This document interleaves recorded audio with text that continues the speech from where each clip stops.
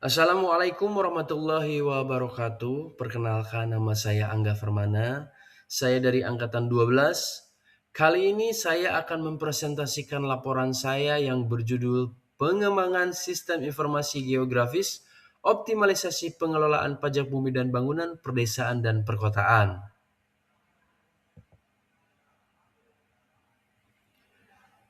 Visi kondisi ideal sistem informasi geografis, pajak bumi dan bangunan, perdesaan dan perkotaan ada tiga. Yang pertama, integrasi data. Data tekstual SPPT tersinkronisasi sempurna dengan data spasial peta blok objek pajak secara real time. Yang kedua, presisi penilaian. Penetapan NJOP berbasis zona nilai tanah atau ZNT yang akurat berdasarkan lokasi geografis dan aksesibilitas. Yang ketiga, transparansi digital. Monitoring potensi dan realisasi pajak per wilayah melalui dashboard interaktif untuk pimpinan daerah.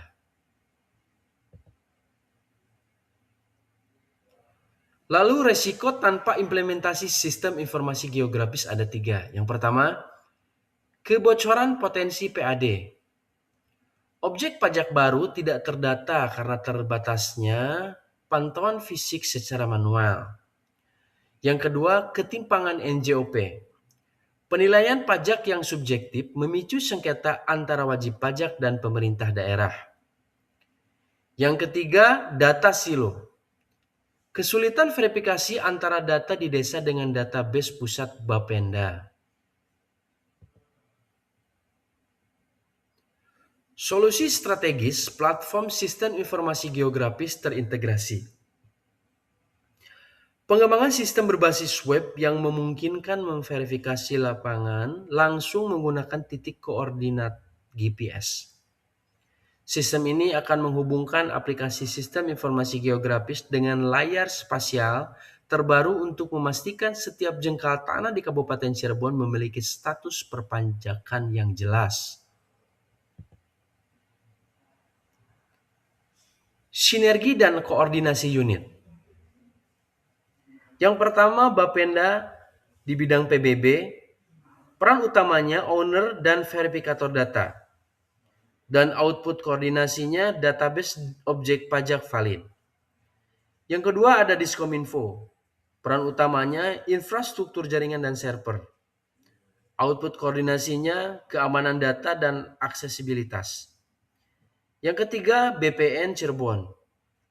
Peran utamanya menyelaraskan data bidang tanah dan output koordinasinya sertifikat dan geometri bidang. Dan yang keempat, kecamatan atau desa.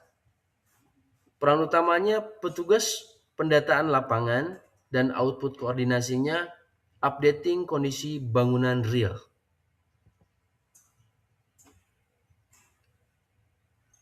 Garis waktu implementasi di bulan pertama dan kedua, analisis kebutuhan dan integrasi sistem informasi geografis. Di bulan ketiga, pilot proyek wilayah strategis. Di bulan keempat, pelatihan petugas survei dan kolektor desa.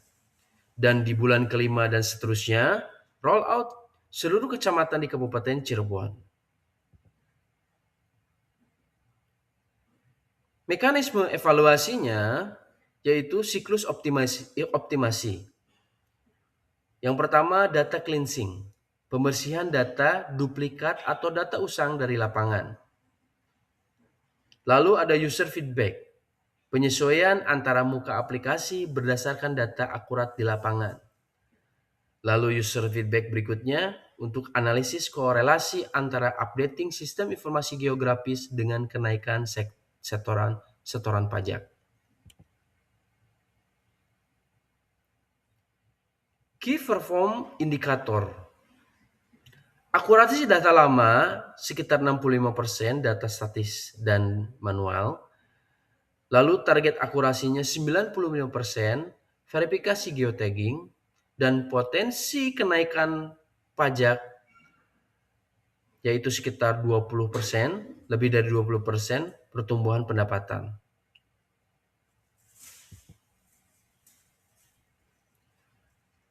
Dampak statis bagi daerah. Yang pertama, kemandirian fiskal. Meningkatkan kapasitas fiskal Kabupaten Cirebon untuk mendanai pembangunan infrastruktur secara mandiri. Yang kedua, keadilan pajak. Menghilangkan kecemburuan sosial antar wajib pajak melalui penetapan pajak yang adil dan berbasis data real. Yang ketiga, smart government. Kabupaten Cirebon bisa menjadi pionir transformasi digital dalam tata kelola pajak daerah di Jawa Barat.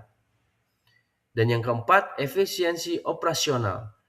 Mengurangi biaya survei, lapangan, dan percepatan SPPT yang salah atau tidak tersampaikan. Lalu ada manajemen risiko. Yang pertama, keamanan cyber. Implementasi enskripsi database dan audit keamanan rutin oleh Diskominfo. Yang kedua, resistensi petugas. Program capacity building dan insentif bagi petugas yang mencapai target akurasi. Yang ketiga, kendala perangkat. Pengadaan tablet survei standar industri dan mode offline pada aplikasi. Data spasial bukan sekadar gambaran di atas peta. Ia adalah fondasi pengambilan keputusan yang presisi. Tanpa sistem informasi geografi, kita buta terhadap potensi asli daerah kita sendiri. Penerapan sistem informasi geografis dalam PBB P2 atau Pajak Bumi dan Bangunan Perdesaan dan Perkotaan bukan lagi pilihan, melainkan keharusan untuk memastikan pembangunan Kabupaten Cirebon yang berkelanjutan dan akuntabel. Demikian presentasi yang saya sampaikan. Mohon maaf apabila ada kekurangan. Dan akhir kata saya ucapkan wabillahi taufik wa hidayah. Wassalamualaikum warahmatullahi wabarakatuh.